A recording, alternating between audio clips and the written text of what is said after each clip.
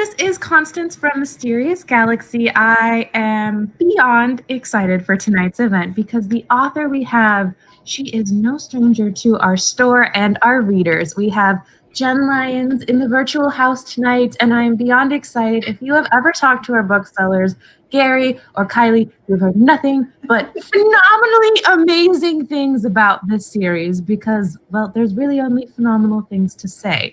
So I'm talking about The Chorus of Dragons of the series, and we are here to celebrate Book 3, The Memory of Souls, in which our hero, who is he going to destroy the world or not? That's kind of the ultimate question we all have.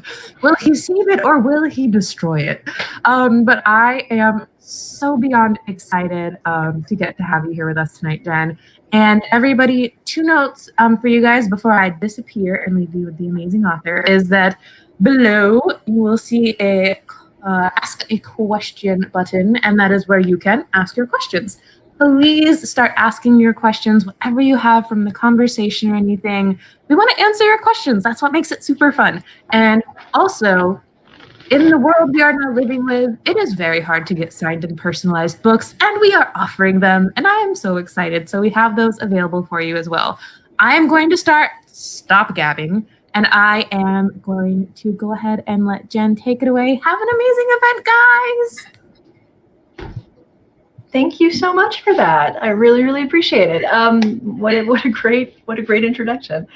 So this is actually going to be a lot more just like you and me than these often are, in which I get, usually I have somebody interviewing me, and this time it's really just you guys. So if you have questions, if you have things that you want to talk about, throw them at me. So I guess I should probably introduce myself for anybody who's not super familiar. So I have a book series called A Chorus of Dragons, which yesterday marked the release of the 3rd book in that series, The Memory of Souls. And hello to all of you. It's wonderful to see you. I know there's some familiar. I have a list of names, and some of them are definitely familiar. Basically, the premise of the whole series is kind of my chance to do a couple of things. One is I really wanted to. I'm sorry, I have a cat doing strafing runs. Okay, we're good. Nope, there he is. That's Ozymandias. I was very excited about this. Anyway, so it was my chance to really kind of examine and do something with the chosen one trope. So many fantasy stories revolve around it, and certainly a lot of the fantasy stories that I grew up on revolve around, the idea of the one special person who's going to come along and save everything. And so I really, really wanted to play with that. And then I also really wanted an excuse to write about giant dragons. So I had to create a series that allowed for that. And I'm pretty pleased with the result of that.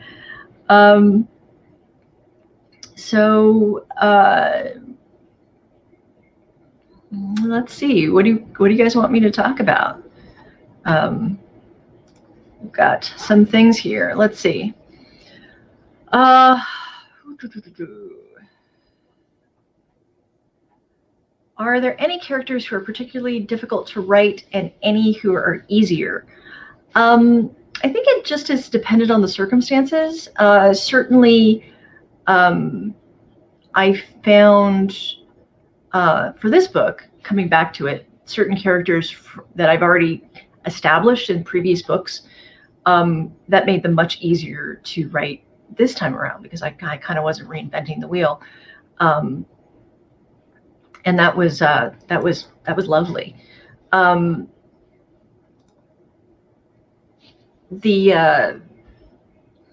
Let's see, difficult to write and easier. I'm trying to think of specific circumstances. I think it was really difficult for me to actually write Janelle for book 2. because I kept doing things that were the wrong gender. I kept doing things, having her react in a way that I was like, she wouldn't react that way. That's a very modern gendered response, and I kept doing these very gendered responses in her writing, and would have to go back and correct myself. So so that was interesting. All right. Do you have a favorite dragon from the series? I probably am gonna have to go with Relisvar. I'm gonna have to go with Relisvar.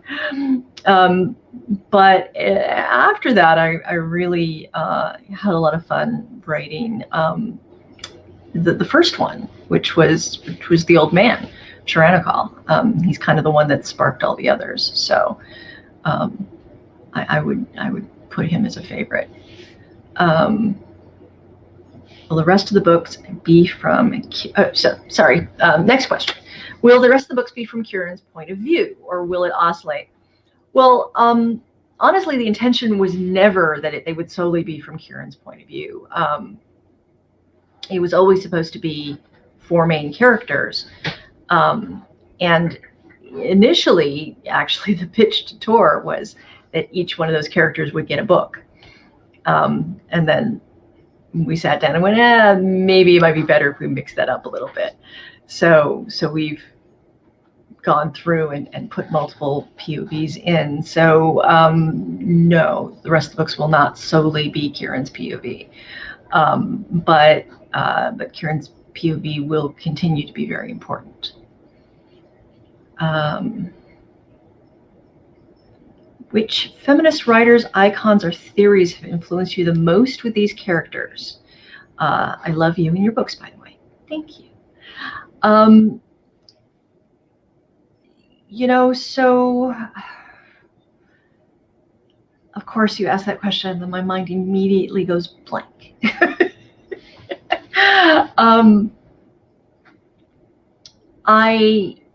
I definitely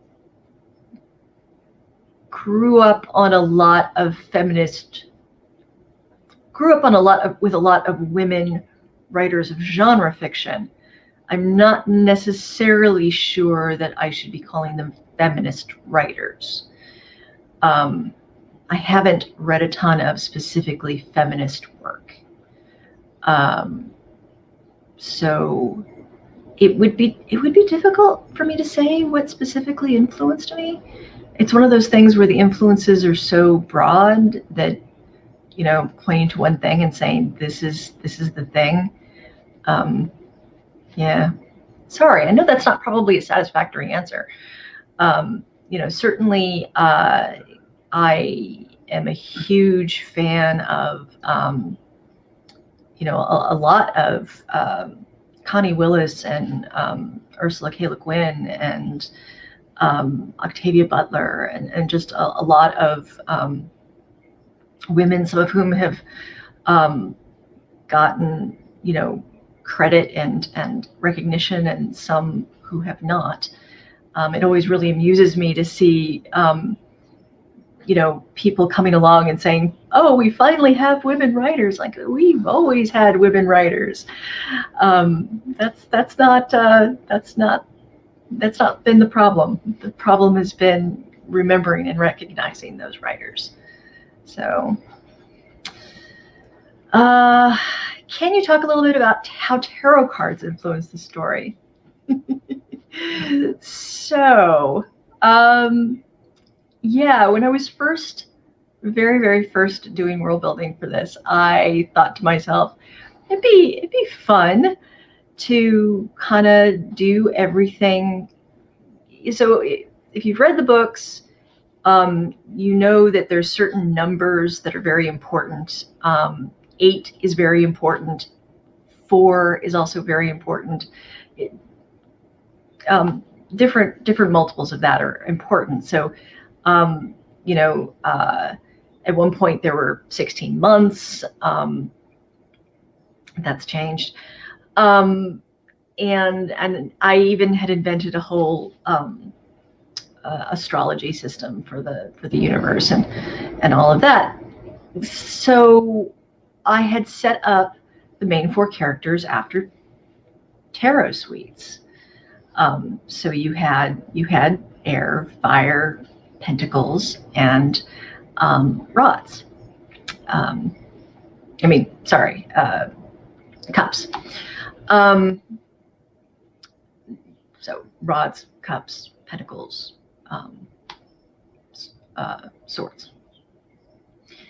And that kind of continued on.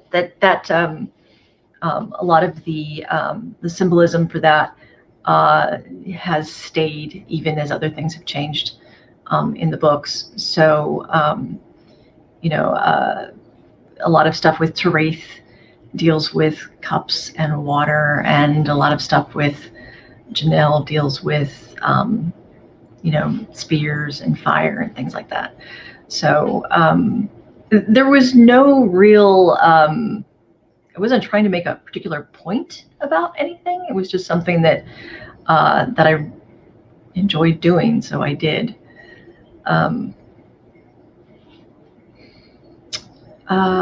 Which elements of world building do you find the most difficult for you, and why?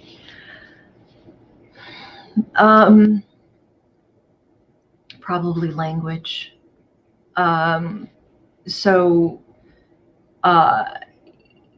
When I originally started writing these, I just kind of threw out names for things, and I discovered that when I did that, they inevitably ended up sounding like something out of Tolkien. And so the only way around that for me was to create languages for the different places, create languages for Kur and for the Vane and all of these different places, so that the names would be from those languages. And the issue with that is that language and phonetics is definitely it is a job. It is a learned skill. It is very involved, and I do struggle with it. That hasn't stopped me from throwing a lot of invented languages in there, but I definitely would think that has been the toughest thing. Do you have a favorite character so far? Also, thanks for being here. Thank you so much for the writing. You're very welcome. I have a lot of favorite characters. It probably depends on what I'm writing and where, but I'll go through a situation. I'll be like, oh, I love this character. And then I'll be like, oh, I love this character. And it varies. Certainly, I will always love Kieran. I will always love Kieran to pieces. I'm very fond of all of the main characters. As I've written the books, there have definitely been characters who have kind of inserted themselves and said, I want you to, I want a bigger role than what I've initially been assigned. I always like to talk about Tienso as a fantastic example of that, because when this whole thing originally started, she was never supposed to leave the ship. She was just going to be on the ship in the beginning, and then that was going to be it. You were never going to see her again. She had, like, if this was a movie, she had like 4 lines, and then she was gone. And she just didn't want to stay that way. And I would say for this, Talia has also done a similar thing in book 3, where she just kind of went, nah, I'm not gonna let you usher me off.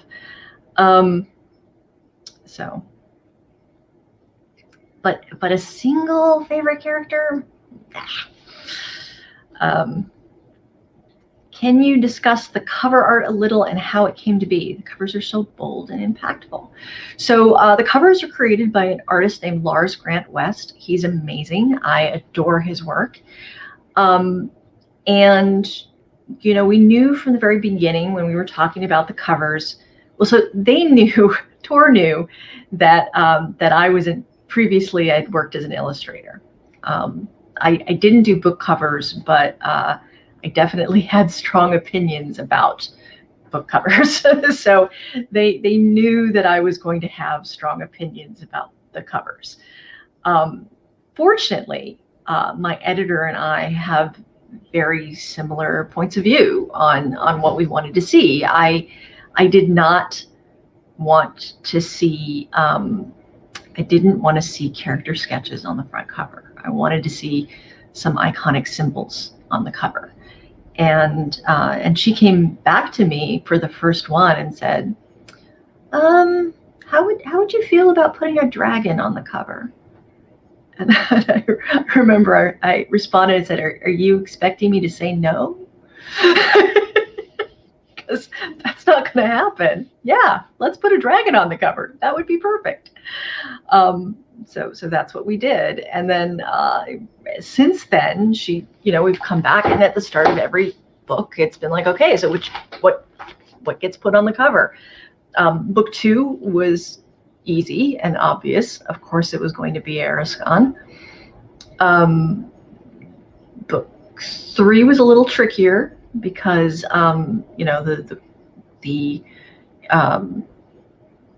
the monsters in book 3 are a little less specifically iconic. I mean, they're there, but it was a little bit hard, a little less obvious.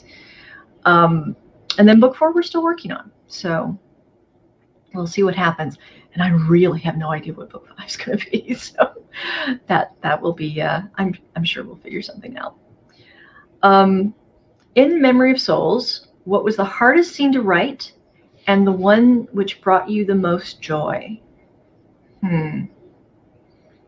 I would have to say the climax of the book was the hardest to write. It was difficult for me on multiple levels, not least of which because characters die that I like. And I'm not going to spoil or anything, but there's the big bad climax and stuff happens.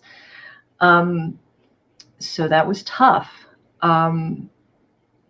There were so many scenes that brought me joy, though. There were so many scenes that were just a delight to write. A lot of the various road trip stuff. There's multiple road trips with multiple people. The banter between the dads. That was great. I really enjoyed writing the Thurvishar jail scenes. That's probably as much of a spoiler as I'm going to give on that. There were definitely, and it was very tough every time I had to kill somebody.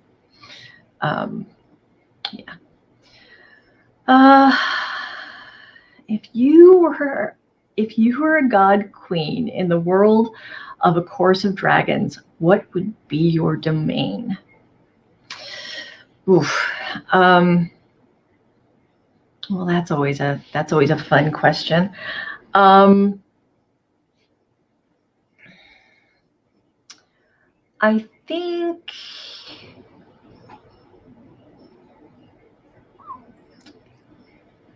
think creativity would be fun. Plus, so the whole thing with the God Kings is that, so the immortals in my books, of which there are only 8, they have power regardless of what's going on. They always have power because they're tied to concepts, and those concepts exist, and therefore they have power. But god kings and god queens have to be worshipped. You have to actually dedicate things to them. But for something like creativity, that would be easy to do. So yeah, that'd be fun. You mentioned you wanted an excuse to write a story with really big dragons. What are some of your favorite dragons from other series? Well, I would be lying if I said I didn't grow up on the Pern books and Dragonlance. I mean, you know, there's definitely those were childhood favorites. As I've gotten older, though, I would say I still love Tolkien's dragons. You know, particularly some of the older pre-smog dragons that were mountain-sized. Barbara Hambly's dragon books I've always adored. God, there's a lot of dragon books out there, so more will come to me, I'm sure. I listened to the audiobooks and really enjoyed how the footnotes added to the reading. How much do you think about your work being translated into audio and maybe visual formats? I really think they've done an amazing job with the audio on this series. You know, when we first started, I'm a new author. I didn't really want to be like too demanding. So in the back of my head, I was like, it'd be really cool if there was three narrators, because then, you know, we could have one narrator for the main storytellers, the chroniclers in the first book. But I didn't want to suggest it because it seemed like it was a little over the top. And then Tor came back to me and said, "Hey, we want to do 3 narrators." so that's what they did. And they've just been phenomenal. So the visual format idea, I'm not sure. It'll be really interesting to see what they come up with. I know, hopefully, cross my fingers, something will happen. Unfortunately, I don't have any more of an answer than that. What has been your favorite new location to explore in the Memory of Souls? Also, so excited for book 3. Congrats and thanks for being here. I'm so happy to be here. Favorite new location to explore? I really enjoyed going into the Blight. Certainly a thing that's been talked about a lot, but not necessarily explored. And I enjoyed. I always enjoy. I knew I was going to enjoy going into the Mantle, even though I haven't actually done that yet in a book. I've just internally I'd done so much work on it, and I knew I would have fun there, and I definitely did. When this becomes a Netflix series, who would you like to see playing who? I do not know that this is going to become a Netflix series. You know, we'll see. But you know, I tend not to do fan casts. Part of the reason for that is there's so many different ways that this could go, and I don't want to. I don't want to jinx it. You know, I certainly hope that they would, you know, use this as an opportunity to find some newer people. You know, that maybe some people that everyone hasn't heard of. That would be nice.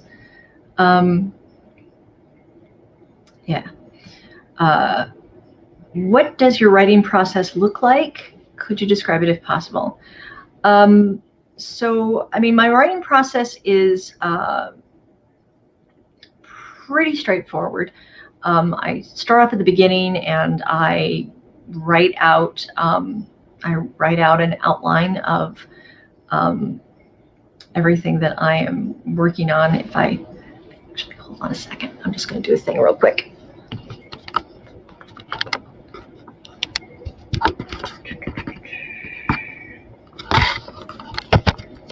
So I do that,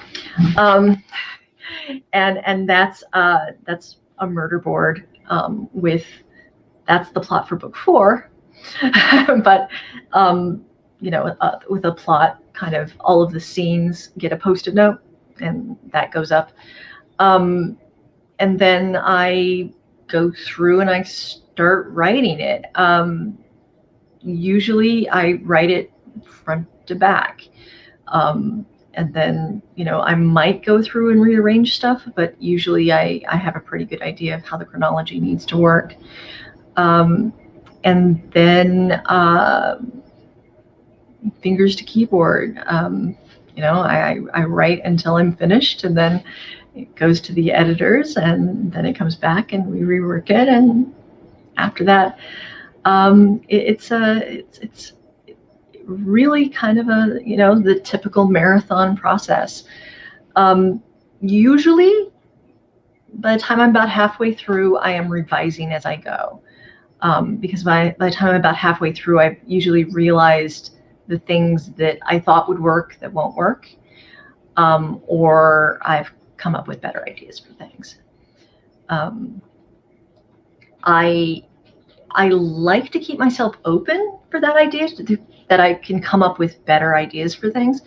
And sometimes people will, you know, my editors are great at poking at things in a way that make me come up with often much better solutions than what I originally had. So I always appreciate that about the writing process. So hopefully that's enough of an answer. Was The Ruin of Kings your first book that you wrote, or were there stories that came out before it? It was not the first book I wrote. It was actually the 6th manuscript that I wrote. I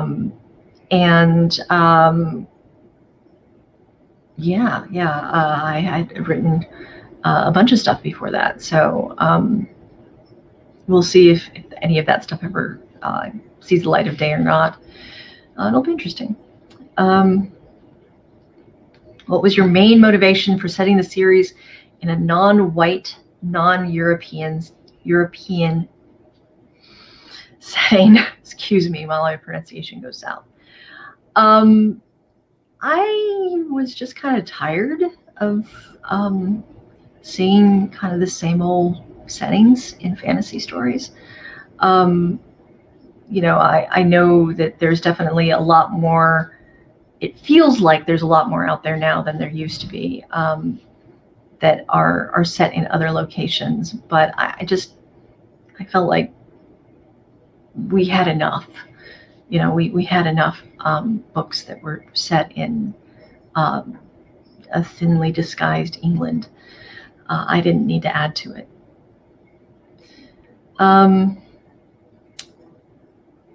What would be an ideal date? What would an ideal date look like for Traith, Kieran, and Janelle? Thank you for doing this event and signing books. You're welcome. Oh gosh, I don't know. I don't know what an ideal date. I mean, you know, Janelle would immediately chime in with something involving horseback riding. And I'm pretty sure that that would not be an ideal date for Traith or Kieran. You know, they don't necessarily have the same hobbies. So, you know, yeah, I don't know what would be. That would be like an epic quest in itself, coming up with a date that would satisfy all 3 of them. You know, Traith would want to go do something with swimming or sex. Yeah, that would be interesting. Which chronicler's footnotes are more fun to write, Derbyshire or Senere? Will we see text transcribed by other characters in the series? I think, they both have different pros and cons to them. Certainly, Senere has a very different, more sarcastic voice than Derbyshire does. But Derbyshire has his moments. Senere, I think, just because she does have a little bit more sarcasm to her. Derbyshire, bless his heart. There were definitely some moments, particularly with book 1, where I was very aware that he was mansplaining something to the person who was often there, and he's explaining stuff effectively to Tyenso when Tyenso was in the scene, and so I was kind of often shaking my head at him while he was footnoting these things. And Senere is a little less prone to do that. But no, we will not be seeing any other people footnoting besides those two. Those are the two.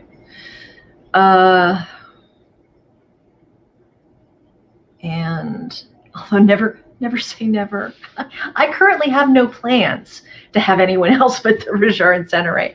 That does not mean that is how that's going to happen. I just realized I should probably not make promises that I can't guarantee I will keep. Are there any scenes you had to cut for whatever reason that you really regret? And if so, might those show up in a short story or spin-off someday? There is in particular, there is a bit with Tyenso that has been cut from 2 books now. So I keep wanting to talk about what's going on with her, what she's doing, because she's doing stuff. She's involved in stuff. The problem is that all the stuff that Tyenso is involved in isn't really germane to this plot. It's stuff about it's politics back in Core. It's not, do we save the world or do we not save the world? So every time I've had to cut it just because it's like, this is great. This has nothing to do with the main story. I would really at some point love to go back and do, at the very least, some short stories, but possibly, knowing me, it would very easily be a book, and it would be, or books, and it would be all political intrigue, just political intrigue all the way down.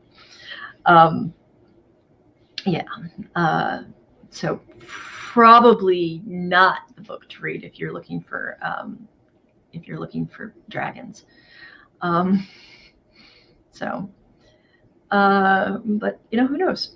We'll see what happens. What are you currently working on? Anything outside of this series?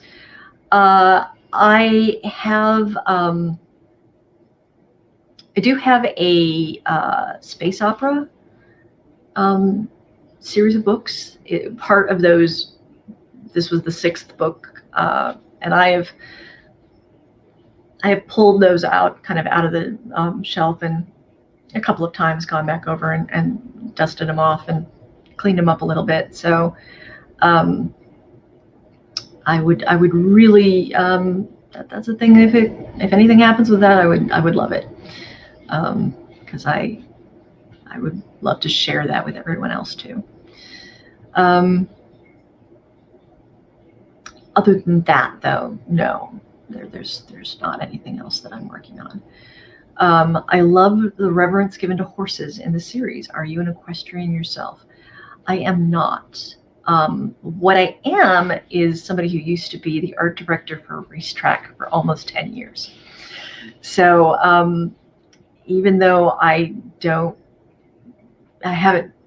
ridden horses, but I'm not, I would not consider myself to be an equestrian. I don't have that sort of complete devotion, to get out there and do it on a regular basis that all the horse people I know really have. But that doesn't mean I don't admire and respect horses. So I have tried very hard to be good, be good to horses. And one of the first things that I did when I was sitting down, not one of the first things, but definitely a thing I did when I was sitting down doing the world building for this world was, redesigning horses. There's a thing, I guess it's a spoiler, it's a tiny spoiler. In book 3, it'll become obvious that the horses in Kur, because of the god king Corsul, don't have some of the issues that horses outside of Kur have. Horses in Kur don't get colic. Horses in Kur are just, much less prone to the problems that horses normally have, because of course Corsul was a god king who adored horses, and so he was gonna do everything in his power to make sure that horses were as long lived and as healthy as possible.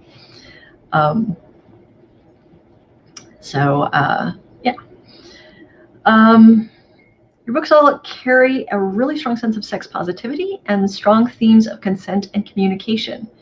How did you go about crafting that within what's traditionally a violently misogynistic and patriarchal genre when it comes to sex? Well, I wrote what I wanted to see. I was very kind of tired of seeing of seeing violently misogynistic stuff. That said, for the first book in particular, there was a lot there that got cut because it snuck in. It was so assumed, right? There's so much in the fantasy genre that you just assume. That's sort of part of the overwhelming zeitgeist of the genre, that I was really fortunate that I had early readers and an editor who said, hey, is this what you want? And I'm like, oh God, no, actually, no, it's not what I want. It's not what I want at all. And then moving forward, we shaped it from there. Book 2 and Jorat is actually a funny story because I've talked about characters that kind of have rebelled. Tienso, Talia. Jorat was the first time I had a society do that. Jorat was supposed to be a much more restrictive, misogynistic culture, a much more sexually repressed culture. And the more I started working on the seeds that Jorat evolved from, the more Jorat was like, no, that's not how I want it to work. And I kind of went, you know what? Why not? Why do I have to have it this way? What sense does that actually make? So a lot of the ideas about sex and gender that showed up in book 2 came from that. And then, book 1, a funny thing about book 1, I had somebody talking to me on the phone about the book and pointed out, that book 1 was really about consent. And I stopped and went, yeah, of course it is. And I totally planned that.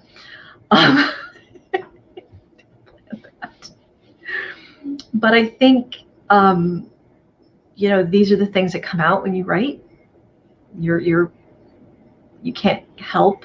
Some of these things will slip in. And apparently I have some strong opinions on that. So that showed itself. Which books are you reading during the year of madness and plague? I there's been a lot of amazing books out, and I am embarrassed that I have not been able to read as much as I would like to. That said, I would recommend any of my fellow Astounding nominees. All wrote amazing books that were just fabulous. I love, let's see,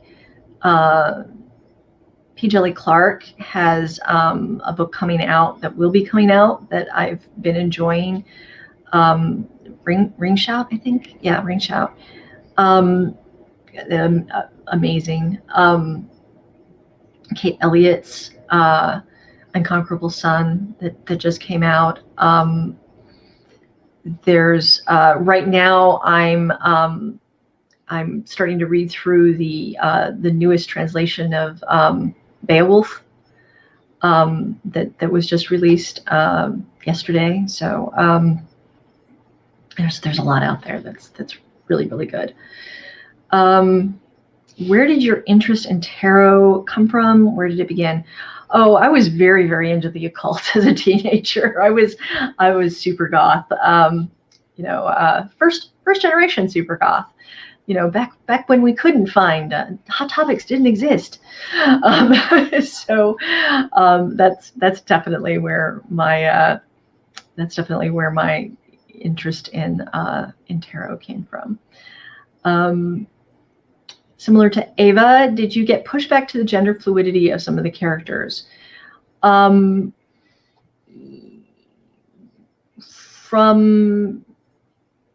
from anybody, not from Tor, not from editors, not from anybody on my side of things, but I did get some angry letters from readers who were very upset that I had allowed politics, that I was allowed political things to get into this, which always cracks me up, because that had nothing to do with it. It was very much just following through the culture that I had created, and the ramifications of that culture. And I mean, the truth of the matter is every fantasy book out there is political. Every book written is political. But apparently the only reason that you could possibly have deviations in gender identity is because you have an agenda. My agenda was to tell a good story, and still is. And I think in terms of second world fantasy, when you're writing something that is not set on Earth, has never been Earth, why not play with that? Gender has meant different things in different societies over Earth's history. So that seemed to me an obvious thing that would shift and change. So, space opera, do tell me more. Yeah, I mean, it's not second world, the space opera. It's sort of a post I want to say almost post-apocalyptic, but not quite. Earth was invaded by aliens who take over the planet and end up in charge for a very, very long time, and then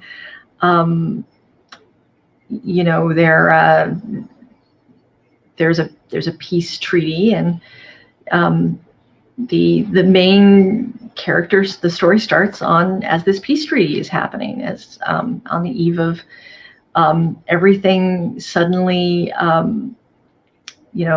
troops being pulled out and other troops being pulled in, and then the whole idea of how does a society that has known nothing but war for well over a century deal with not being at war anymore. And then there's, you know, intrigue and an assassin and all sorts of fun stuff like that.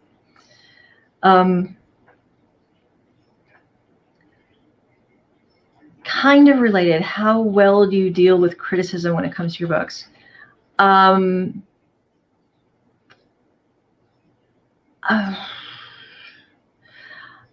am prone to anxiety, so you know, there's certain kinds of criticism that I just will shrug off and go, and then there's others that I don't need that distraction in my life, so I tend to avoid. I don't read my reviews. I don't do anything like that. I wouldn't get anything done. You know, and sometimes the criticism is valid. Usually it's not. You know, usually it's, you know, things like, oh, it's too complicated, and I'm like, okay, well, that is what it is. I guess I don't take criticism well. I don't know. I know that's not supposed to be the answer. Everybody's supposed to be very, very comfortable with criticism, and they just, you know, shrug it off. And but the truth of the matter is, I will overthink it. I will definitely overthink it. Do you have more stories to tell in the universe of Core moving beyond A Chorus of Dragons? Yeah, absolutely. You know, it's such a big world, and even after A Chorus of Dragons ends, there's still going to be things moving forward that could be another series, very easily, because well, the main plot points are going to wrap up. There's going to be enough that doesn't wrap up to move forward on its own. Also, there's all that history. If I wanted to write about various God King wars, or, you know, I've thought about all of the stuff that happened with the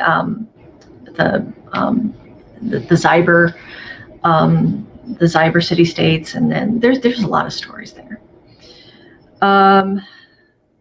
When not reading or writing, what are you watching these days? Favorite series of all time?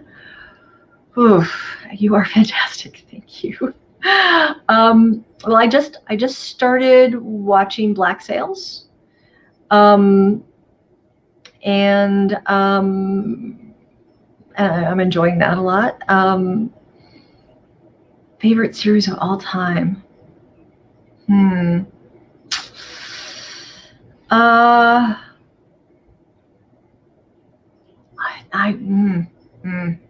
There's a lot of good TV out there. That would be very difficult. Or did you mean book, or did you?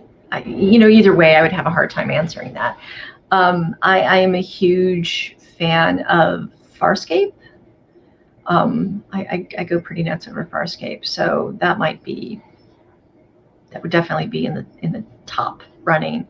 But I mean, you know, The Expanse is so good, and then I really always loved Babylon 5, and you might be sensing a trend here. There was also a series called Roar back. Anyway, all right. Do you write while listening to music, or do you have any musical influences? Yeah, I absolutely write while listening to music. I make a playlist for every book, and then I also have I do a lot of writing to soundtrack music. You know, so a really good, like, the Fury Road soundtrack is amazing to write to. Just perfect, because it doesn't have, you want something that for editing, you can have stuff with, at least I can have stuff with lyrics, and you know, for plotting purposes, I can have stuff with lyrics. But when I sit down to actually write, it's better if I don't have lyrics, unless we're dealing with like Carl Jenkins and his stuff, which is conlangy. You know, he does this stuff where it's not It's not a language, but it kind of sort of sounds like it could be. So I do a lot of stuff to that. But yeah, no, I always have usually a fairly detailed playlist for every book. It's a mnemonic device I use, so that when I have to go back to something, I can pull up that soundtrack and start listening to that and get myself back into the headspace I need to be in. It's not something I necessarily thought I would have to do, but it turns out that you often have to edit stuff while you're writing something else. So it turns out it's a good idea. Not a question. Okay. But the complexity of the series is one of my favorite things about it, and part of the reason why is I'm always rereading it. I get something new out of the books every time I read them.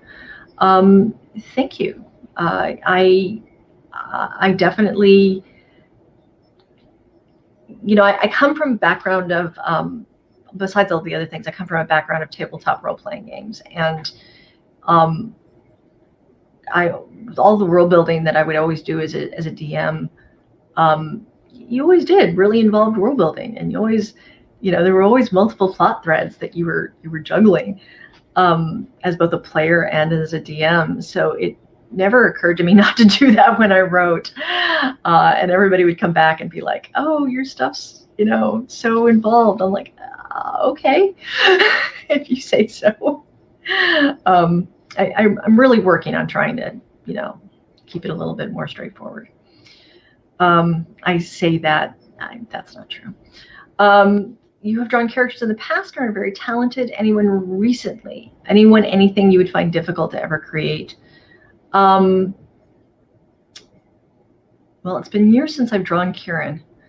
It's been a very, very long time. Decades, actually, since I've drawn Kieran. I think, yeah, and they keep changing too in my mind's eye, what different characters look like. So, I think part of the reason I've avoided doing that is because I would not want to do it trivially, and I would probably then spend weeks and weeks figuring out costumes and all of the different lookbooks for the different cultures, and I have deadlines and I can't do that. So it's been easier just not to get involved with that. What do you think of fan art and fan fiction of your series? Well, I would certainly, I don't know of any author who, well, I guess that's actually not true. I've heard stories, but I totally love the idea. It's just such a huge flattering thing. There's always the issue with, particularly for fan fiction, there's always the issue of authors are not encouraged to read fan fiction of their work for legal reasons. And I don't know of any author who doesn't, that's just a thing. So if there is fan fiction out there of any of my books, first of all, if there is, I don't know about it. And if there is, I can't read it. I've seen a couple of pieces of fan art, not much, but yeah. Do I still play D&D? Yes, I do still play D&D. I do not DM D&D, however, and that's just because I don't have time. Follow up to Nicole's question. Do you worry that if you drew illustrated one of your characters that it would be considered the canon appearance? Yes, I do. And that is part of the reason why I don't. Because, I don't want people to, sometimes it's more powerful if you can kind of in your mind's eye come up with what you think a character looks like, rather than have somebody else force it on you. You mentioned growing up goth, so did I. Is there a goth series that you may write? I don't know. I don't know. Taking it one book at a time. Well, I have the unfortunate job of cutting in and having to say that we are at time for tonight. But I want to, thank you so much to Jenn for answering all these awesome questions. And thank you so much to our audience for having so many great questions and just being here and attending and sharing the love that we all have for Jenn as well as her awesome books. How many times can I say awesome? But but we are going to go ahead and say good night to everyone. Just as a reminder, if you're interested in getting a personalized book, we've got the buy link down below for you. And just thank you so much to everyone for coming tonight. We'll see you guys next time.